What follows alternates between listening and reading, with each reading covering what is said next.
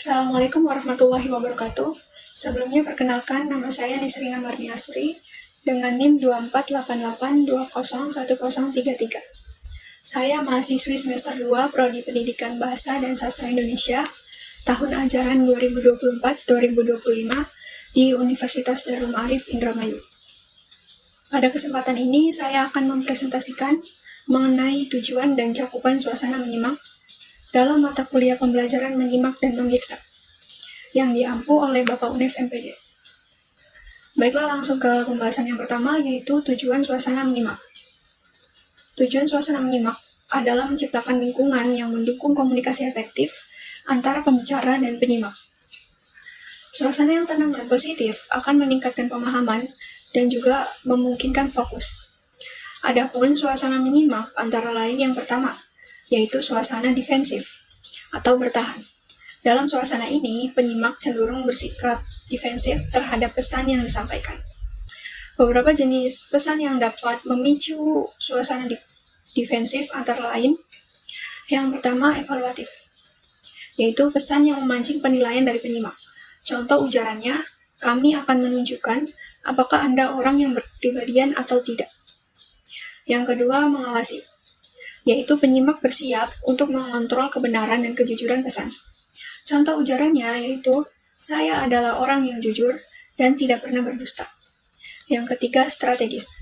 Pesan yang membuat penyimak bersiap untuk mempertahankan posisi atau strategi. Contoh ujarannya yaitu, ikutilah metode ini untuk meraih kemajuan yang signifikan. Yang keempat adalah netral, yaitu pesan yang mendorong penyimak untuk bersikap netral dan tidak memihak. Contoh ujarannya yaitu, saya tidak mau tahu masalah orang lain. Yang kelima, superior, yaitu penyimak merasa tertekan ketika pembicara menunjukkan sikap lebih unggul. Contoh ujarannya yaitu, kamu harus menyadari bahwa posisimu jauh di bawah saya. Yang keenam, pasti dan tentu, yaitu pesan yang bersifat tegas dan memaksa penyimak untuk memberikan jawaban. Contoh ujarannya yaitu, gak boleh pilih, mengaku atau saya pacung kepalamu. Suasana menyimak yang kedua yaitu suasana suportif atau menunjang. Suasana ini muncul ketika pesan yang disampaikan bersifat mendukung dan membangun. Beberapa jenis pesan yang menciptakan suasana suportif yaitu, yang pertama, deskripsi.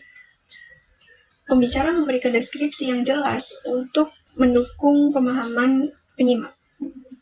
Contoh ujarannya yaitu, tolong sampaikan kepada saya kemajuan-kemajuan apa lagi yang sudah dicapai sekolah ini dalam bidang prestasi, ekstrakurikulernya, dan bidang ketenagaannya.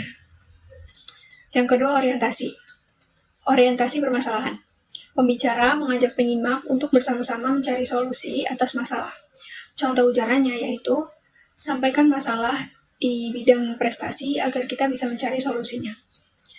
Yang ketiga yaitu spontanitas. Pembicara yang bersikap spontan membuat penyimak lebih mudah memahami pesan. Contoh ujarannya yaitu, mari kita pikirkan bersama tentang kesejahteraan guru. Yang keempat, empati pembicara. Pembicara menunjukkan pemahaman terhadap perasaan penyimak. Contoh ujarannya, kita berhak melawan penghinaan karena kita memiliki budi dan kepribadian. Yang kelima, ekualitas, yaitu pembicara mengajak penyimak untuk berpikir bersama tanpa merasa tertekan. Contoh ujarannya yaitu, mari kita pikirkan bersama untuk meningkatkan mutu pendidikan. Terakhir, yang keenam adalah profesional. Pembicara memberikan saran yang tepat dan menunjukkan kepedulian terhadap penyimak. Contoh ujaran profesional yaitu, sebaiknya berobat ke dokter spesialis, saya akan membantu biayanya. Pembahasan yang terakhir adalah saran praktis meningkatkan keterampilan menyimak. Untuk meningkatkan keterampilan menyimak, ada beberapa saran yang dapat kita manfaatkan.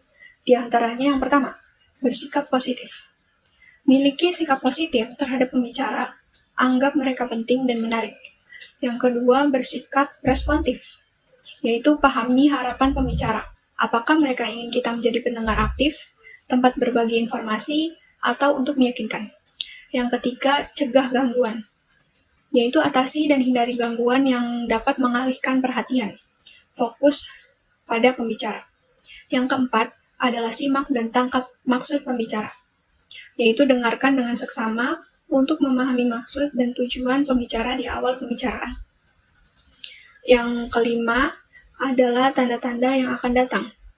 Perhatikan petunjuk dari pembicara tentang apa yang akan dibahas selanjutnya, seperti poin penting ataupun struktur pidato. Yang keenam, carilah rangkuman pembicaraan terdahulu. Perhatikan rangkuman dari poin-poin sebelumnya untuk membantu mengingat informasi penting. Yang ketujuh, nilai bahan-bahan penunjang. Dalam situasi kritis, perhatikan penjelasan, contoh, fakta, dan kesaksian yang mendukung argumen. Terakhir, yang kedelapan adalah carilah petunjuk-petunjuk nonverbal. Perhatikan gaya bicara, mimik wajah, gerak tubuh, dan ekspresi pembicara sebagai bagian dari pesan yang disampaikan. Baiklah, kesimpulan dari presentasi ini adalah suasana menyimak bertujuan menciptakan komunikasi efektif antara pembicara dan penyimak, meningkatkan pemahaman, dan juga partisipasi. Terdapat dua jenis suasana menyimak, yaitu defensif ketika menyimak merasa tertekan, dan suportif ketika pesan mendukung. Untuk meningkatkan keterampilan menyimak, penting untuk bersikap positif, responsif, mencegah gangguan, dan memperhatikan petunjuk dari pembicara. Sekian presentasi dari saya, kurang dan lebihnya mohon maaf. Terima kasih. Wassalamualaikum warahmatullahi wabarakatuh.